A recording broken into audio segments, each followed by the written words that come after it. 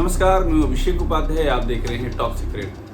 कायदे से होना तो ये चाहिए था कि जब भारत की फौजें पाकिस्तान के भीतर में घुस कर के पाकिस्तान के आतंकी अड्डों को नेस्तनाबूद कर रही हों, वहाँ के सैन्य ठिकानों को तबाह कर रही हों, तो पूरे देश में जश्न का माहौल होना चाहिए और है भी।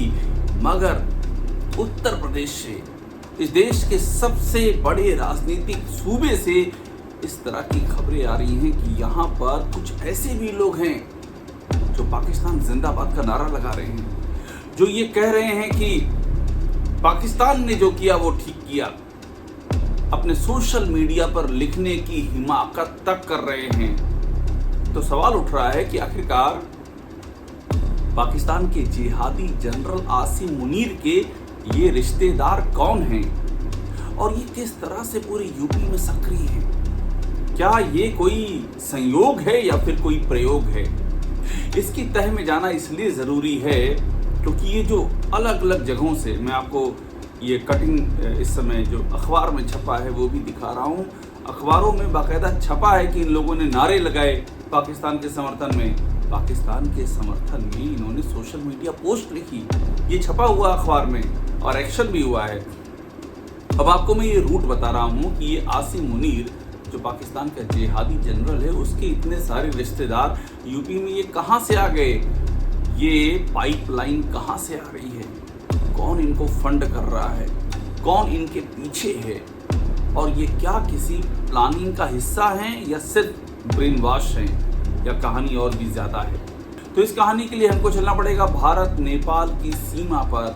भारत और नेपाल के बीच में 570 किलोमीटर की सीमा है और बड़ी बात है कि ये सीमा लार्जली ओपन है। ओपन का मतलब ये कि कुछ गेट को छोड़ दें, कुछ चेक पॉइंट को छोड़ दें, तो ये एकदम खुली सीमा है। 500 के करीब पगडंडियां हैं जो भारत से नेपाल में जाती हैं और नेपाल से भारत में आती हैं। और आपको मैं पहले उन ज़िलों का नाम बता दूं जहां से ये सीमा गुजरती है। वो ज़िले हैं यूपी में महाराजगंज, सिद्धार्थनगर, बलरामपुर, श्रावस्ती, बहराइच, लखीमपुर खीरी, पीलीभीत।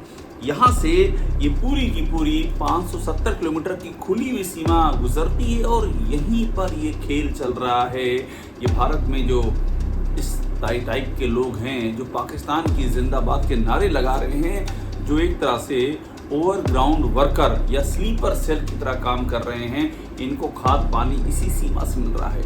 आपको मैं इंटेलिजेंस की एक बहुत ही अहम जानकारी दे रहा हूँ। इंटेलिजेंस के पास बहुत ही जो क्रेडिबल सोर्सेज है उससे पास ये खबर आई है और ये खबर फिर उसके बाद इंटेलिजेंस ने जो पुलिस के अधिकारी हैं, प्रशासन के अधिकारी, उनको पूरी की रिपोर्ट बना करके दी है। दरअसल इंडिया नेपाल बॉर्डर पर एक साप्ताहिक रिपोर्ट तैयार होती है, उसमें सप्ताह भर की गतिविधियों का लेखा जोखा होता है और इसी में कुछ ऐसे मदरसों का जिक्र है जो नेपाल की साइड में चल रहे हैं। नेपाल का बाके जिला पड़ता है, एकदम सटा हुआ है इंडिया से। इधर बॉर्डर है रुपैडिया का और उधर रुपैडिया इनकी बहराइच जिले में। उधर जाएंगे तो बाके जिला है नेपाल का और बाके में नेपालगंज है। इस नेपालगंज के अंदर एक मदरसा चल रहा है। इस मदरसे का नाम बताया जाता है फुल टेकरा मदरसा और इस मदरसे के सीधे कांटेक्ट हैं वो कराची से जुड़े हुए हैं। यानी कि इस फुल टेकरा मदरसे में कराची से भेजा जा रहा है जिहादियों की फौज को जो ब्रेन वॉश करने का सामान तैयार करते हैं। और यहाँ पर बड़ी संख्या में ऐसे जिहादी तैयार किए जा रहे हैं जिनको कि भारत के अंदर घुसा करके और उसके बाद यही पूरा ब्रेन वॉश का काम कि भारत के लोगों को आप भड़काइए, उनको बताइए कि यहाँ मुसलमानों के साथ में कितना नाइंसाफ़ी हो रही, अत्याचार हो रही और वहाँ पाकिस्तान में जन्नत है और तमाम तरह की और भी जो फाइनेंशियल मदद होती है वो भी दीजिए। और ये लोग भारत के खिलाफ भारत में रह करके माहौल बनाने का काम करें। आप सोचिए, नेपालगंज में ऐसे 130 मदरसे हैं जिनका पता चला है एग्जैक्टली भारत के बॉर्डर पर।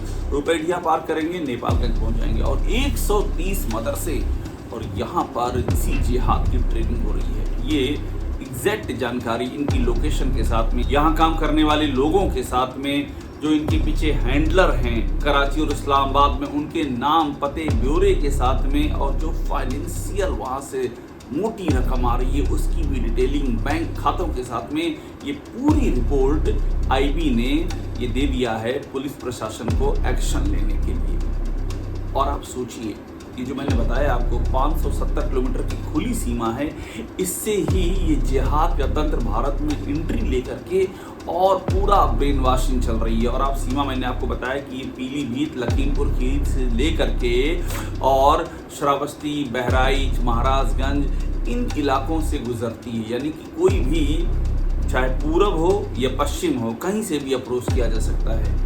तो यहाँ से ये पूरी गतिविधि चल रही है। और मैं आपको नाम बता रहा हूँ जो कि बहुत ही स्पेसिफिक इनपुट हैं जो इंटेलिजेंस ने दिए हैं। नेपाल में जिस तरह के ऑर्गेनाइजेशन हैं उनका नाम भी सामने आ गया है।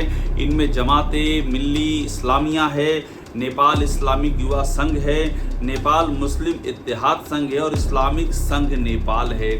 ये सारे जो संगठन हैं इनका काम यही है कि ये इन मदरसों को पूरी तरह से संरक्षित करते हैं, फंडिंग करते हैं और फिर इन्हीं मदरसों के ज़रिए यूपी साइड में नेपाल बॉर्डर के मदरसों को भी कांटेक्ट किया जाता है। तो हमने कुछ दिन पहले खबर दिखाई थी कि जैसे ही पहलगाम का अटैक हुआ उसके बाद नेपाल के बॉर्डर पर जो मदरसे हैं उनको धड़ाधड़ बंद किया जा रहा है। क्यों बंद किया जा रहा था? उसके पीछे वजह क्या थी?